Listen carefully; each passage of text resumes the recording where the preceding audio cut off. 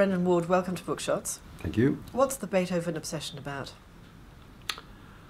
Well, fundamentally, it's an Australian success story. And to borrow from Michael Kirby, it's about three crazy obsessives. One from Tilburg in the Netherlands, one from North Motten in Tasmania, and one from Kingaroy, and how their lives intersect just before the Sydney Olympics with Beethoven. You are the crazy guy from Kingaroy. Mm-hmm. And how did your own Beethoven obsession start? Well, entirely because of my mother. She was an absolute Beethoven nut. She was a very good pianist in her own right, and she brought me up listening to her playing the Beethoven sonatas, or parts, movements thereof. And I just was there every night of my early childhood, listening to my mother play the piano. It just soaked into me. What did you three blokes with this common obsession, how did you decide to express this? It struck me that there was no Australian recording of all this great music, and I thought, well, hang on a tick, we've got great singers, we've got great artists, we've got Nobel laureates. Why can't we have a pianist who has put this great music onto CDs? And it just struck me. It just was a bit odd. And I came across by pure fluke this guy Gerard Willems, and he had come across by pure fluke a guy called Wayne Stewart, and that's how it all came together. So let's talk a little bit about Wayne Stewart, because Wayne Stewart built this extraordinary piano. Tell us a little bit about that. Well, Wayne is one of these amazing characters who was brought up with the one intent, that was to take a piano to pieces and put it back together again. So he's only 12 years of age in the middle of the wilderness in Tasmania, wanting to build his own piano. And you've got to say hats off to him, because by the time he was 40, he'd built this magnificent grand piano which took the technology of the instrument to a new level. What do you think gives the Stewart piano its unique quality? Can you describe the sound and how that's different from what you would expect from, say, a Steinway? Wayne's theory is that the piano which we've all been listening to, the Steinway model, which we've been brought up to listen to, and it's in the recording studios and the concert halls, his theory is that those pianos were built for the ears of our great-great-grandfathers. Mm-hmm. So he wanted to move the piano into the 21st century. So you decided that you would translate your obsession into a kind of act of faith, and you would produce these recordings with Gerard as the performer. Was it difficult to persuade him to take this challenge on?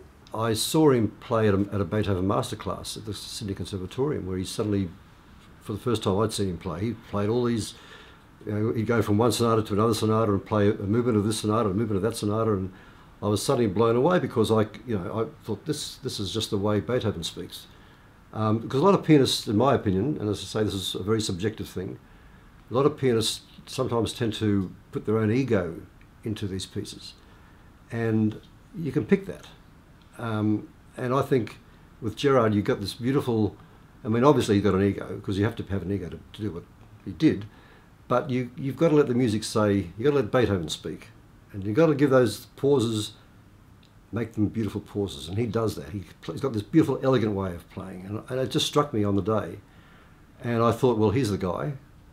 I don't have to look any further, so I just spent 9 months convincing him, and finally he said yes.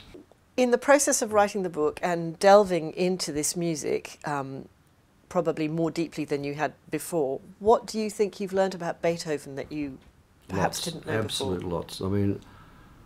That's the great thing about the research of this book, that there are little snippets of Beethoven all the way through it. You don't have to be an academically minded to know or think about. Just interesting things like he obviously was a bit hard to deal with.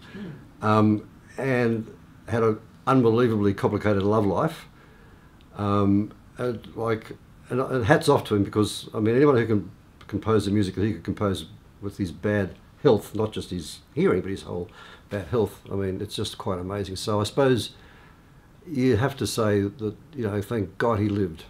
What do you think is the message of the book? The message is have faith in the things that you're passionate about and just do it. Isn't it? Yes, I'd agree with that. but at the end of the day, the three of us were totally and utterly unrelated to each other before this happened. We're just circumstance threw us together, absolute circumstance. That's what makes such an amazing story, because of all these serendipitous events that happened throughout the mid-90s on the lead up to the Olympics. Had it not been for the Olympics, it probably still would have happened, but it may not have had the same gloss, because everything around Sydney had cachet. Yes. Because it was Australian, and this had cachet because it was Australian. But that was just a fluke. Now, you've done this book not just as a book, but you've embraced new technology and you've produced this as an enhanced ebook. So what do you get from the ebook? Okay.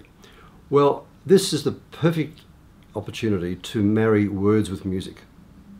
So within it's exactly the same words, but inside the enhanced ebook I have placed 101 audio files of just samples of the music as it's written. So if you want to talk about the Waldstein Sonata, you tap on the word Waldstein, you hear the first 40 seconds of the Waldstein, and so on throughout the book. And as well as that, there's videos. For example, there's the quantum story about the Stewart piano, which first launched the Stewart piano onto the world, if you like.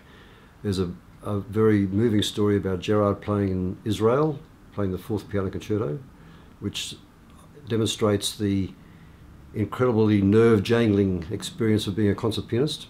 There are other videos as well. So it's a very enhanced and very rewarding way of reading a book, I think, on an iPad. If you had to choose just one of the piano sonatas, you could only have one that you could listen to for the rest of your life. Yeah. This is the kind of desert island disc question. Okay. Which one would it be and why? Well, it would have to be Opus 111, the 30-second sonata, because to me it's life. It's the struggle and the search for eternity and the actual glimpse of eternity. That's the most beautiful piece of music I think that's ever been written.